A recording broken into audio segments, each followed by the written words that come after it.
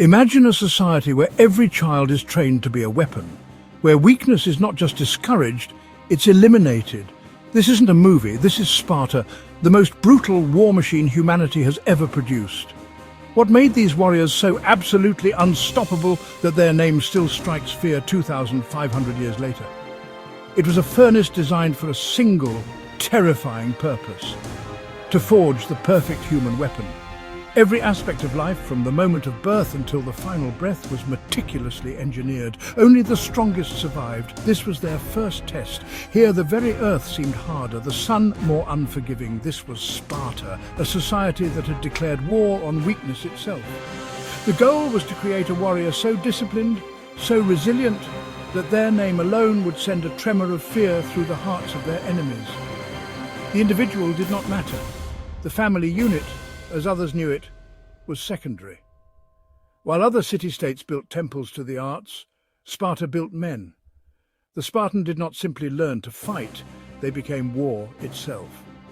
Their society was a closed loop, a self-sustaining engine of martial prowess. The Spartan journey began not with a celebration, but with a judgment. In this society, life was not an inherent right, but a privilege to be earned from the very first moments of existence. When a child was born, it was not presented to its loving family, but to the Gerousia, the Council of Elders. These men, hardened by a lifetime of their own brutal Spartan conditioning, would examine the infant with a cold, dispassionate eye. They were searching for strength, for flawless form, for the physical promise of a future hoplite. Any sign of imperfection, any hint of sickness or physical defect, was a death sentence. It was taken to a deep chasm at the foot of Mount Tegetos, a place known as the Apothetai, or the deposits. Here it was left to the elements, abandoned to a fate deemed necessary for the strength of the whole.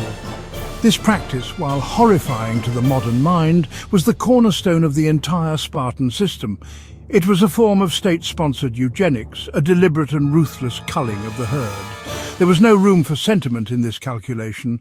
The child was not a person. It was raw material, waiting to be shaped in the fires of the agoge. For those infants who passed this initial terrifying inspection, life was granted. But it was a life already promised to the state. Even in these early years, the upbringing was severe, designed to foster toughness and prevent dependency. Nurses were instructed to be stern, to ignore crying and to accustom the child to darkness and solitude. The child was returned to its mother, but only for a short time. The process of breaking the individual spirit and forging a component of the state machine had already begun. At the tender age of 7, the Spartan boy's life was irrevocably altered. He was taken from his family and formally enrolled in the agoge. This was not a school in any sense we would recognize. It was a state-run military academy, a brutal 13-year-long ordeal, designed to systematically strip away his individuality, his fear, and his compassion. He was no longer a son to his parents. He became a son of Sparta, his loyalty transferred entirely to the state. His new family, a herd of other boys, all competing and collaborating in a relentless struggle for survival. The boys were kept perpetually underfed, their rations intentionally meager. They were encouraged to steal food, but if caught, they were brutally punished. Not for stealing, but for incompetence of being discovered. Discipline was absolute and enforced with uncompromising severity. They were taught to speak only when necessary, using the concise, pithy style that would become known as laconic. They trained barefoot, wearing only a single thin tunic year-round, conditioning them to endure any environment without complaint. The training was relentless, hardening their bodies against pain, cold and exhaustion. The regimen culminated in the Crypteia, a secret final test. The best youths were sent into the countryside with nothing but a knife. Their mission, survive and to terrorize the Helot population who outnumbered the Spartans. Fierce loyalty to their peers was fostered, as was a brutal competition for status within the group.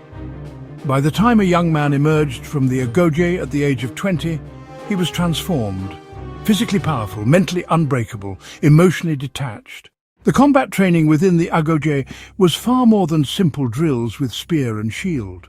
It was a holistic education in the art of suffering, a deep dive into the limits of human endurance. They were subjected to regular, ritualized beatings to increase their tolerance for pain. Constant hunger turned the landscape into a hunting ground.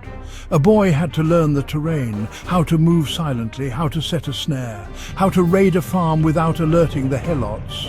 Life or death missions that honed guerrilla and intelligence skills.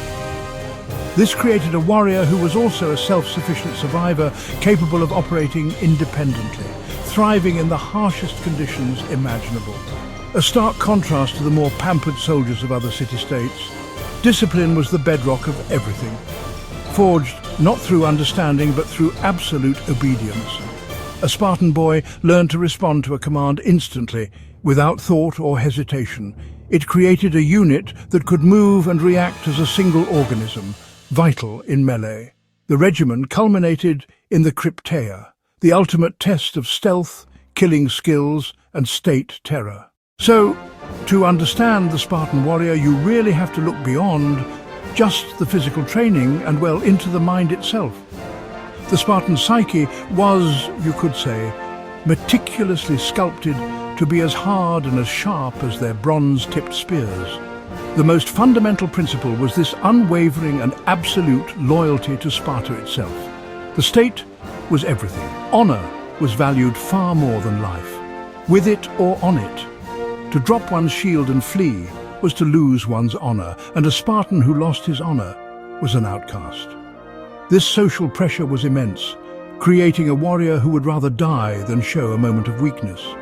This death before dishonor ethos gave them terrifying clarity of purpose on the battlefield. In the phalanx, there was no room for heroes in the mold of Achilles.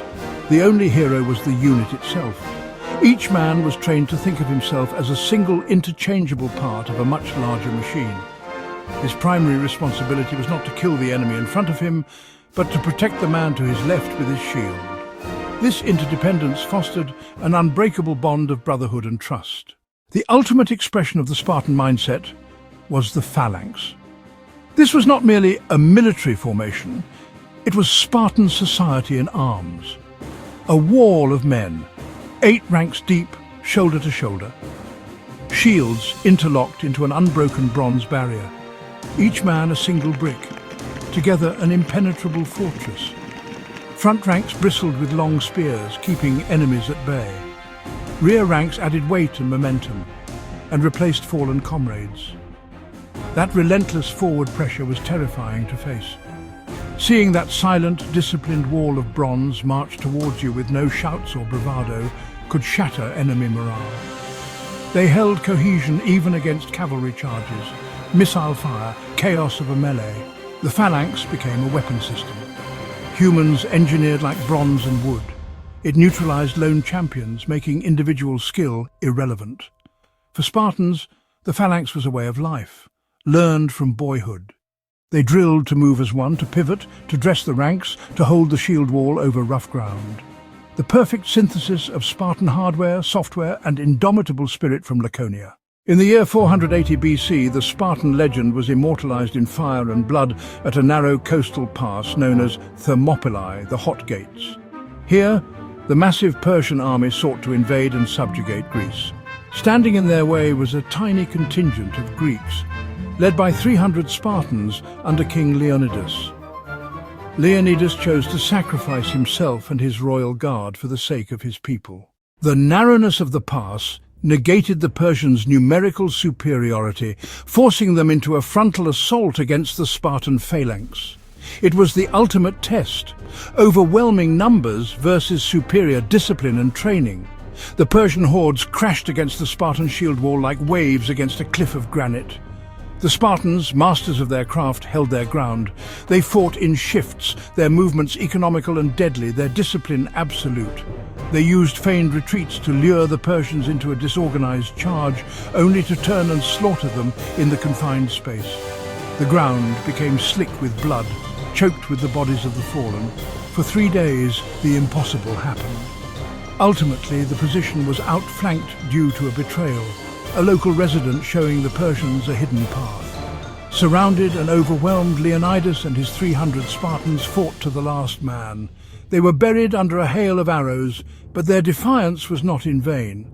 Their sacrifice bought precious time for the rest of Greece to organize its defenses and inspired a pan-Hellenic unity. The story of the 300 became a legend that has echoed through millennia.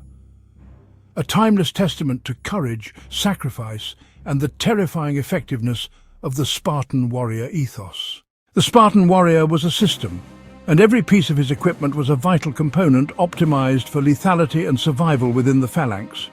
The most iconic piece of his kit was not a weapon for killing but for defense, the aspis. Held by a central arm band, the porpax, and gripped by the rim with the anti-labe, the shield distributed weight across the forearm, allowing it to be wielded for long periods, forming the interlocking shield wall of the phalanx. The offensive counterpart was the dory, a long spear between 7 and 9 feet in length with a leaf-shaped head and a bronze butt spike called a sorita.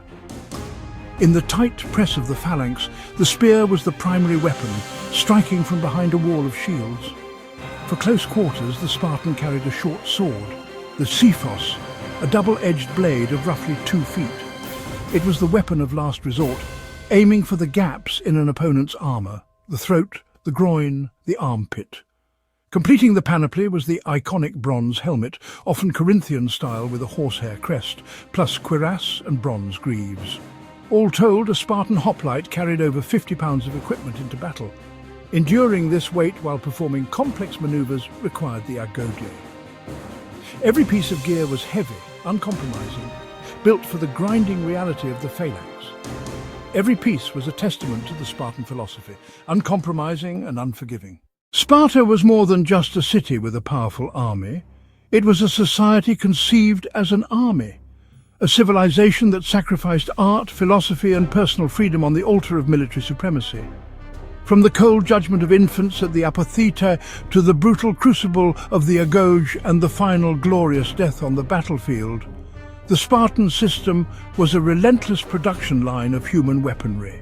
Their legacy is not one of great buildings or profound texts, but of an idea, what humans can become when pushed to their absolute limits. The echo of their marching feet still resounds in our military academies and in the legends of history.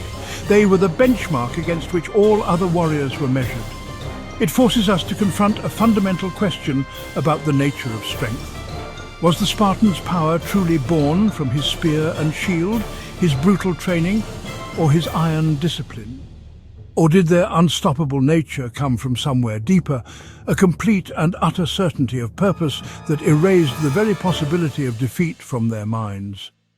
Their story serves as a profound and unsettling exploration of human nature, a potential that can be forged into an unbreakable weapon through suffering and sheer force of will.